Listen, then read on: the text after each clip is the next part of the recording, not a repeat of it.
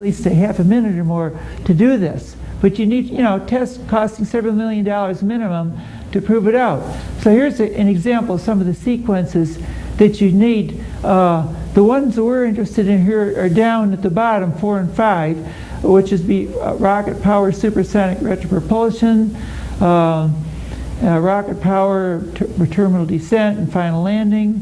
The best one we would like to have, let's see, the one we think is currently possible and that was probably provable is using the subsonic parachute to slow from actually about, well, you're saying 160. I think we were saying something like 222 meters per second, which is about Mach 9.91 down to about 100 miles an hour or so, and then rocket power from there down to touchdown.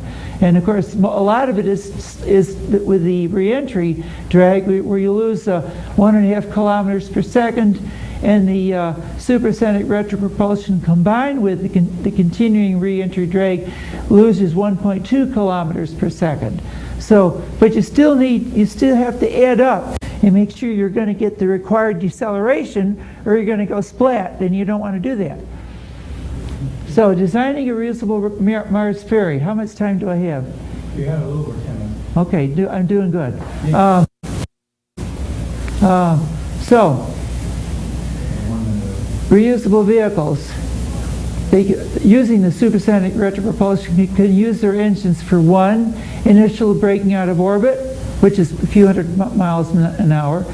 The supersonic retropropulsion, which takes you down from 3,200 down to about Mach 1, which includes some help from reentry drag, the residual reentry drag. The slower you go, the less reentry drag you get. The final descent and landing, and ascent back to low Mars orbit. Some tanks and engines is reused. It's essentially payload and gets you back to orbit. Fully reused, nothing is thrown away. The hydrogen propellant can be created from Mars volatiles and ice using a power source and carried back to orbit for use on the next, since there's little or no cargo other than propellant going up. Wider vehicles slow down more during reentry, and you need a vehicle like 33 feet across or wider, and thus need less propellant to land than a narrow vehicle. The wider your vehicle is, the more balloon cargo like HAB units you can carry, and the harder they are to tip over. They still need landing legs, but all the vehicles need landing legs of some kind. All the hydrogen needed for descent can be carried up on ascent. The liquid oxygen will be loaded from the orbiting Mars fuel depot for descent, and from the plane on the surface base for ascent only. Oxygen in orbit can be refined from phobos material. There's probably no hydrogen if we don't know that. Yeah, but we have to set the Phobos processing plant up first, which would not be available in early missions. That's why I use the phobos tether. Well, there's a lot of things you can do once you get really advanced, but I'm saying what's practical in the nearer term, probably build, say, in less than 20 years if we really wanted to. Okay, the Mars ferry is essentially a single stage to orbit for Mars. The gravity is lower, so achieving low Earth orbit is much easier than our Earth. This takes about a quarter of the energy than it takes to reach low Earth orbit. If there's no staging, there's no first stage to recover. The entire vehicle, or to go splat, the entire vehicle goes to the orbital base and back to the surface base intact multiple times. The crew ferry would carry only crew back to orbit and crew with some small cargo down to the surface. Much less fuel is needed to land than to take off, since normal reentry sheds up to the first 4,310 miles an hour, up to 1.9 kilometers per second of speed. A cargo ferry would carry modules and equipment to the surface and hydrogen fuel back to orbit for use in descent. Here's an example of a stage and a half means of getting back to orbit with the crew capsule. And those 4 large tanks at the on the bottom are dropped so that there's less weight to get back into orbit. But that's a non-reusable vehicle.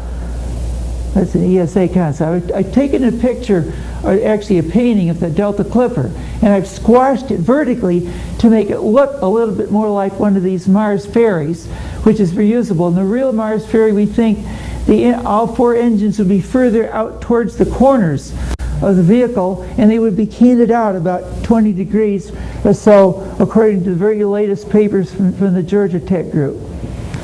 And these could be circular bases, or they could be slightly squared bases. We don't know yet because they haven't done the physical tests. But notice the diameters. Those are meters in diameter, not feet in diameter.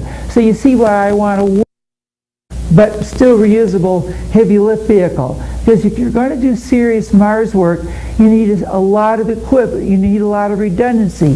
You need a power source. You need digging equipment, so forth. Here's some ideas of where you might place the rocket engines. So why do we need Mars ferries? Without reusable vehicles, you have to bring to Mars orbit from Earth an expendable lander and all of its propellant for every 20-ton cargo that you want to use on the surface, greatly increasing mission cost and mass. With ferries, you can make repeated trips with cargo ferries to bring equipment down for the crew to use. You do need a source of liquid oxygen and hydrogen on the surface from the in situ resource utilization and a large lock supply in orbit stored in the propellant depot brought from Earth, just like the one that they would put in orbit around the Earth and the one they put in orbit around the Moon to operate the ferries continuously. This means the base site on the surface must be where ice exists underground for this to work.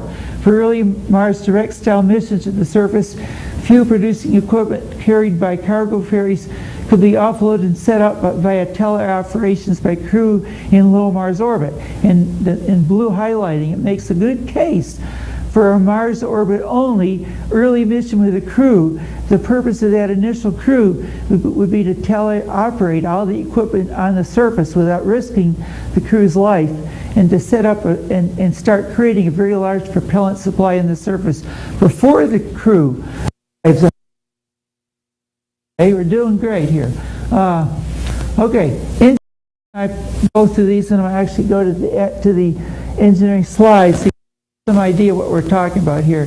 The one on the left uses all rocket power, including with no parachute. The one on the right uses a parachute from Mach 0.91 down to 150 or so miles an hour, and they both use rocket-powered landing at the very end. The reentry, the peak of the reentry to slow down half their velocity. Either of those could be a crew ferry or a cargo ferry. The difference being, well, this goes into some of the engineering numbers, which we don't have time to look at them all here. But if you look at the middle curve here, you can see that's the 2.5% payload fraction going up and about over 30% payload fraction going down. And that works out very nicely, so you get down to about 0.91 or 92, but that's that vertical dotted line over here that goes down to the right mass, which is about 132.5 tons, something like that.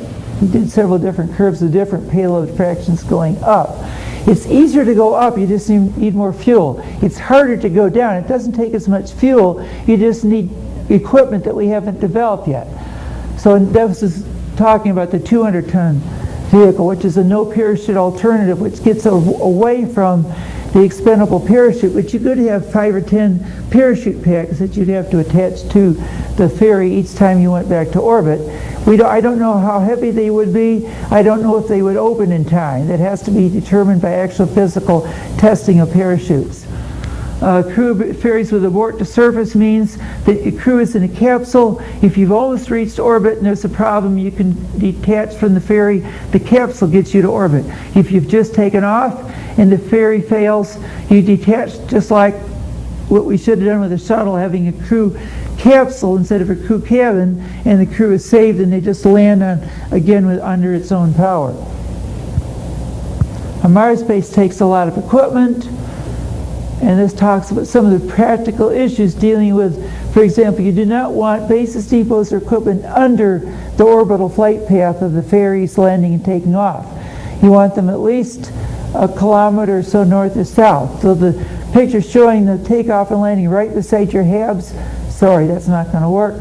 because of all the stuff that we thrown around, and the exhaust from the landing and takeoff would damage your base equipment. You have to at least be half a kilometer or more, and each landing and takeoff site should be half a kilometer apart, which implies a north-south alignment of the base site across the equator or wherever your area is. So you need a whole bunch of equipment. Depots in orbit, volatile extraction, you need depots on the ground, you need long-distance rovers, ATVs, a nuclear reactor, communications equipment, food and volatile spare equipment, tools, 3D part replication like Bruce McKenzie is advocating, deep drilling equipment to extract geological and biological samples if they find it, earth-moving and trenching equipment to bury and protect the halves, electrical cables and pipes. And so how do we, comparing this to an Antarctic base, how would we be able to financially support our South Pole Antarctic base if each supply airplane was thrown away after it lands on the ice? Think about it. A fleet of just 3 cargo ferries, each landing 5 times, could bring down a total of 300 tons of modules, equipment, and supplies. This tips the balance of mass away from Earth towards the supplies and away from the cargo, the balance of mass from Earth towards the supplies and away from the cargo vehicles. To do this, to do the same using expendable landers would require building and shipping 15 dry landers to Mars, as well as all the propellants to land all those landers. You can make rocket fuel on Mars. You can't make new rockets on Mars because you don't have a 2,000-man factory. As compared to the original Mars Direct plan, it's open-ended. It goes through a whole bunch of points here. Use of Mars volatiles to produce propellant for ascent. Uses pre-positioning of redundant vehicles, habitat modules, resupplies, and fuel. Those are 2 of the critical similar things that we're still getting from Mars Direct. Benefits: safety numbers, more redundancy, permanent surface-based with no interregnum, because it's flags and footprints and you're getting such a tiny amount of result for such huge expenditure. Orbital base and vehicles are left in low Mars orbit for use by the next one. It bypasses the flags and footprint. This is what we need to support the plan. We need to start building reusable heavy lift vehicles of the right design to support all this, and to support space solar power, to support propellant depots in Earth orbit, and large space telescopes and a whole host of other payloads. So that we wrap up. Let's keep going to Mars.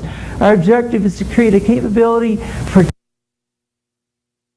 exploration. Let's use the time until the first Mars expedition, making sure that once we go there, we can afford to keep going there.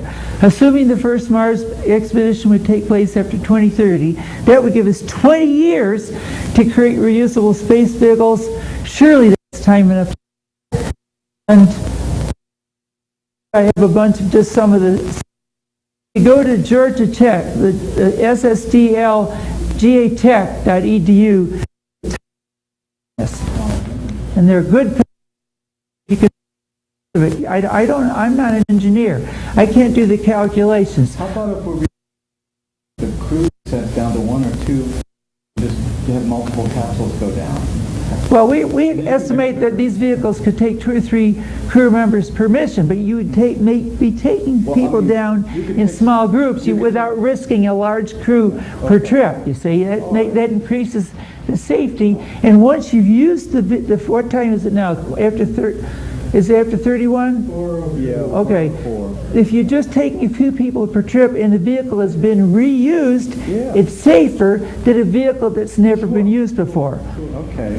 That's what test pilots are for. That's right. Okay, next speaker. Thank you very much.